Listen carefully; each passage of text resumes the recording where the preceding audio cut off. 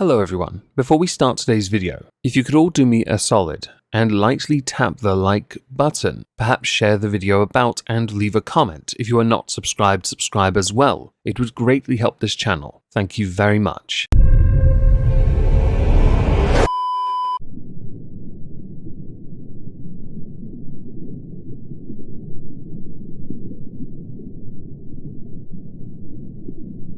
Well, isn't this just fantastic? Captain's log, subdate 220726.8. Ralph has been placed within a Ghostbusters-style trap, and for safety will be placed up Bork's arsehole. As Amberlyn Reed is still falling, we're going to get some refugees and move them so they're no longer fleeing but are instead right under her when she hits the ground. Hello everyone, welcome back to another video. In the past I've done a video called TikTok's idiotic trends, or inventive to an extent. I'd like to revisit that with two separate instances where it could be creative, or it is more than likely in both instances well and truly idiotic, one of which has led to a tragic consequence. The other, well, it's debatable. It's debatable because it involves promotion of one's own brand. But before we start, I'd like to promote myself a little. I am attempting to finish a log home. To do so, I am now at the stage where I need electricity. I have decided to go down the solar route as the price of electricity has gone through the roof. If you would like to help me complete this, there is a Ko-fi link down below in the pinned comment. Any help would be greatly appreciated. Thank you. So for those who don't know what TikTok is, it is a Chinese-owned app where people post short videos akin to that of Vine but longer. YouTube have tried to keep up with TikTok by creating shorts. The premise being, for many, you either have big boobs and like to bounce them about. On YouTube, if you're Nick Ocado, you have a big gut and you bounce that amount. Some post pranks, others post funny clips.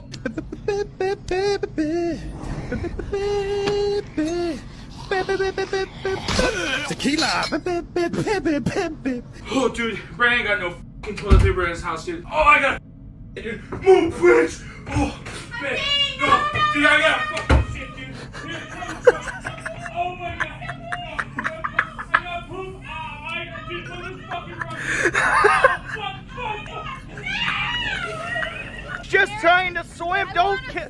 Yeah, she wants to swim, Gary. Kill her, Gary! Kill her! Kill her now! Others just do things their own way. Hold up! A few moments later.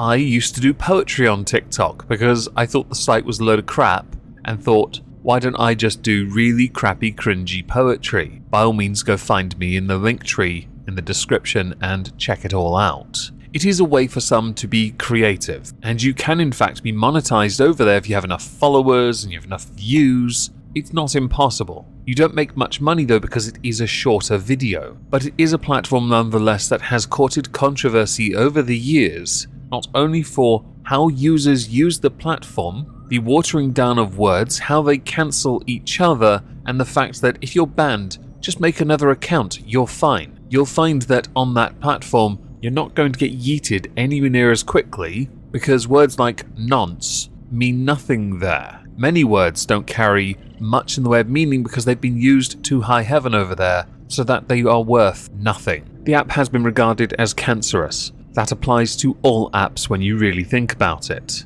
I think of TikTok as another avenue for many to explore their own creativity if they choose to. But with all the controversies it has been involved in, understandably, many are put off of that site, app, platform. I was put off because to grow on TikTok now, you have to post so much. Unless you are the luckiest person to get on the For You page and be there for a while, you're not going anywhere. You can be shadow banned instantly, and it is a permanent problem. And since I've had my own issues with shadow banning on YouTube, I don't want to be doing it on other platforms as well and then be forced to start growing all over again. It's not a fun experience, especially when this is my job. One of the things that makes TikTok get into trouble more often than not are the various challenges their users create. And there have been many that have led to us to say, well, this is natural selection in action. The Darwin Award goes to the platform, and that is where we're going to go first, more notably to Wisconsin. Courtesy of an article via Yahoo News, parents sue TikTok after daughter dies attempting blackout social media challenge. As you can see, we're off to a cracking start. This one's not going to be morbid in the slightest now, is it? But it did get this video demonetized.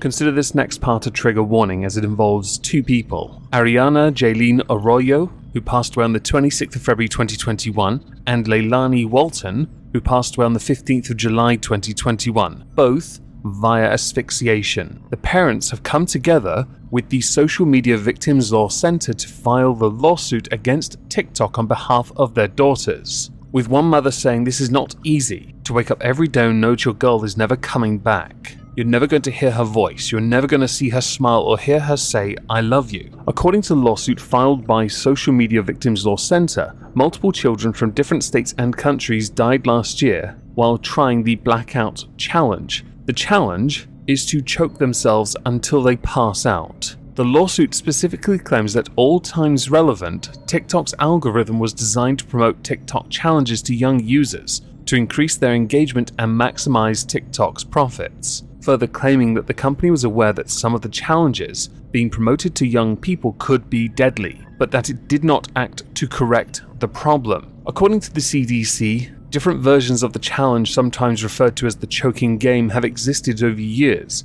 and in fact predate social media. The lawsuit claims that TikTok's endless timeline algorithm has exposed children to those trends with deadly results. A TikTok spokesperson pointed ABC News to a statement the company released last year about the challenge, but did not address allegations that the platform algorithms directed children to dangerous content, by stating this disturbing challenge, which people seem to learn about from sources other than TikTok, long predates our platform and has never been a TikTok trend. We remain vigilant in our commitment to user safety and would immediately remove related content if found. Our deepest sympathies go out to the family for their tragic loss. Some will undoubtedly point to the fact that videos that shouldn't be removed are removed, but things that should be removed are never removed. It is an endless cycle for the platform of not actually getting it right. They must have taken tips from YouTube, Twitch, Twitter, Instagram, Facecuck. The list does go on. It should though be noted, the current Blackout Challenge hashtag, if you search for it, you will be redirected to the application's community guidelines, which usually is done when certain hashtags are related to harmful activities. So on to the second of these alleged trends. Pink sauce. Social media has been obsessed of late with a vibrantly hued condiment slathered on top of gyros, chicken wings, and shrimp. This isn't your typical honey mustard, or even the colourful ketchup of the early 2000s. This is pink sauce, and people have questions about it. I have never heard of pink sauce, but apparently this is not only a thing, but it is something that has been spread around on TikTok, and many have started to question what it is and whether it's actually worth consuming. The vicious sauce gives major Pepto-Bismol vibes and currently has the internet divided. Chef Pie, a Miami-based private chef, is the creator behind the pink sauce, which has garnered nearly 90 million views on TikToks. The sauce boasts a $20 price tag, something that doesn't seem to be deterring people from buying it. Well, idiots really will buy anything if it looks cool enough. So what's in it? Ingredients include dragon fruit, honey, sunflower seed oil, garlic, and chili pepper. Upon its release, one of the initial issues that this particular condiment had was that on the back it indicated there were 444 servings per bottle. Actually, that was supposed to mean 444 grams of pink sauce in each container. Aside from this mishap, some customers have noticed the color and consistency of the sauce is not the same across the board. It also doesn't seem to be packaged in a delivery-safe way, with many receiving open bottles that have leaked in transit or have changed consistency during the shipping process. Someone though has raised some interesting questions about whether or not this follows the US Food and Drug Administration protocols. The short answer is allegedly not, because the FDA standards require lab testing to get the condiment approved for sales in stores. There is no marking on the bottle that indicates that the pink sauce has been approved by the FDA. A number of food experts have come forward and said that this food is not safe for consumption, with one saying it is absolutely not safe to buy unregulated food from strangers on a social media platform just because it has gone viral. It's different if, let's say, you see someone from your city has started a small food business online and sells daily meals and you get it delivered fresh and hot to your home or office. Others on Twitter saying, I love the hashtag pink sauce saga. Americans buying goo from a lady who mixes it at home in Florida in the middle of summer with zero quality control that has milk, vinegar, and who knows what else, shipped in a plastic bag in regular mail. To anyone that's intrigued by buying a pot of what looks like pink paint and dipping their nuggies in it, I would highly recommend not doing it unless the product has got the relevant authority approval, because there is a risk here. And while many will undoubtedly want to pounce on this trend and go, oh look, I'm dipping my nuggie in some Dulux, it's not something you should be doing until it is 100% certified as something you can consume without risk, or with a diminished risk. But also, you shouldn't be consuming it if it's arriving in such a shoddy state, or if you know in advance the packaging of it compromises the quality of the content. But again, that's a step beyond the initial FDA approval, or your relevant country's food hygiene governing body. At this point, I can't be the only person that wishes we went back to the days of just drinking Clorox for science.